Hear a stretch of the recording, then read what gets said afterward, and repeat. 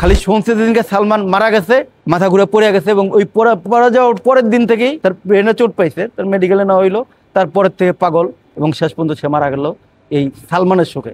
কারণ সালমানের প্রথমে ওই সালমানের গান দিয়ে হিট দুইটা তিনটা জিনিসের জন্য সে সালমান শাহ হয়েছে।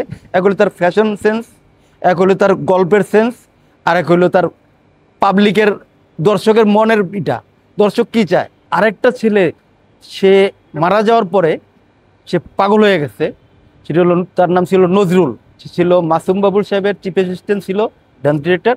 এবং ওই সালমানই ওরে দিয়ে একটা গান করেছে প্রথম, টিপ টিপ টিপ বৃষ্টি আয়নারে, এরম একটা গান আছে একটা সালমানের। ওই গানটার আয়না জোরে, ওইটার ডান্স ডিরেক্টর নজরুল, আমাদের বন্ধু ছিল ওই নজরুল।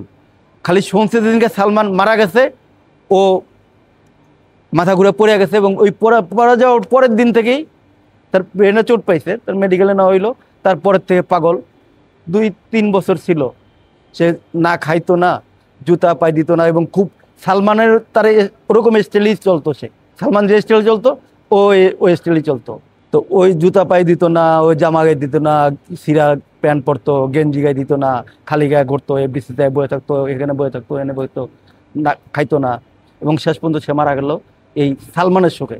কারণ সালমানের প্রথমে ওই সালমানের গান দিয়ে হিট, ডান্স ডিরেক্টর, প্রথম ডান্স ডিরেক্টর। এবং তারপরে সালমানের আরও 2-3টা ছবির কাজ করলো। সালমান কইতে যে ওরে নেন, ও ভালো কাজ করে, ইয়ং ছেলে পেলে ওরে দিয়ে ভালো হবে।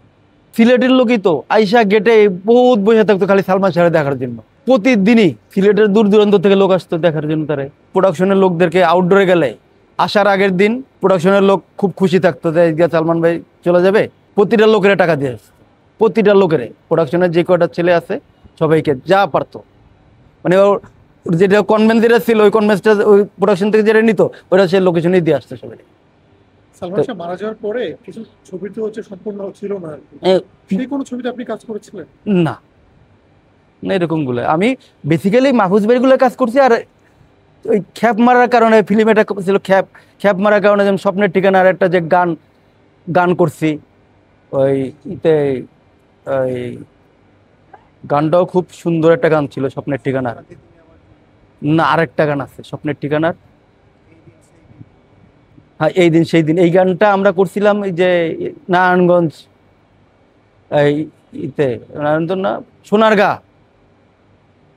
সোনারগাঁ ওই যে ওই ইতে, এটা কি ইশাখার বাড়ি, ওইখানে পদ্মার চরে 4-5 জায়গায়, তারপর এফডিসিতে রাত্রে মিলেয়া ওই একটা ওইটাতে খুব মজা করছে, ওটাতে খুব মজা হয়েছে। ওটাতে ওই লোকেশনে ওই রোদ্রু এরকম আইসক্রিম মেলা গেছে, যে আইসক্রিম কতটি আছে সব টোটাল ইউনিটের লোকের দেওয়া আগে, তারপরে যা আছে ওই দর্শক যারা আছে দাও দিয়া, তুমি এখান থেকে যদি ঘন্টা বাজাও তোমার এটা ঘন্টা বাজানো তুমি আইসক্রিম বেঁচে যাও গিয়া, যাও, মানে সব আইসক্রিম ওর শেষ করে তুমি যাও গিয়া। এরকম তার কিছু পাগলামি ছিল। আইসক্রিম বেচতে আছে, কি করতেছে, তো আমরা খামো, পাবলিক খাবে না, যা আছে আইসক্রিম সবাইকে দিয়ে দাও, ইউনিটের সবাই দাও, যা আছে পাবলিক যারা আছে তাদেরকে দিয়ে দাও। কারণ সব সোনারগাঁ ওটার ভিতরে টিকিট কেটে ঢুকছে সবাই, বাইরের লোক তো ঢোকে নাই, বাড়তির লোক তো ঢোকে নাই, দাও তাদেরকে দাও। হ্যাঁ, হলের স্মৃতি মনে আছে, হলের স্মৃতি যেমন সালমানের ছবি। আমি আরেকজন লোক আছে, এখন ওই ভদ্রলোক আছেন জীবিত, এটা হলো মতিন রহমান সাহেব, ডক্টর।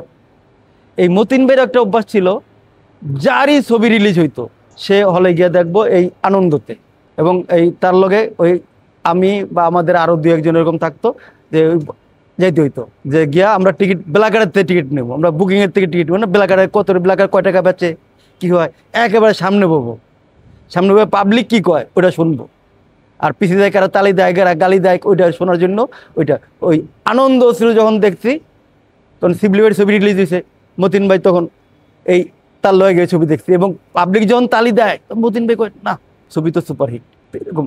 এবং এখন যারা হলে যায়, তখনও যাইতো হলে, তখন হিরো হিরোইনরা যারা যেতে ডিরেক্টর যাইতো, কিন্তু এই সালমানের এই সবগুলা এই আনন্দ অশ্রুর, মায়ের অধিকার, এগুলো সবগুলোর ছেটে এসে গেছে। মায়ের অধিকার শিবলি ভাই তো প্রডিউসার ছিলেন, ওই হিসাবে শিবলি ভাইয়ের সাথে পুরাটা হল ঘুরছে, ঢাকাতে ঘুরছে, চিটাগাঁও ঘুরছে, মানে তার এই যে এই জিনিসটা, দুইটা তিনটা জিনিসের জন্য সে সালমান শাহ হয়েছে। এক হলো তার ফ্যাশন সেন্স, এক হলো তার গল্পের সেন্স, আর এক হলো তার পাবলিকের, দর্শকের মনের ইটা, দর্শক কি চায়। অনেক অনেক অনেক সে ওই যে চিন্তা করতো। অনেকে তো এই প্রফেশনাল ছিল, যেরকম আয়সা যে আমার কি সিন আছে বলেন, দেন তাড়াতাড়ি শেষ করে আরেক ছেড়ে দেয় গিয়া। আর সালমানের চিন্তা হলো যে আপনার কি কাজ করবেন, আপনারটাই আমি করবো। আমি এই শিডিউল আপনারই, আজকের শিডিউল আপনারই, আমি দ্বিতীয়বার কাজ করার না, যে সকাল একজন বিকাল একজন ওরকম না।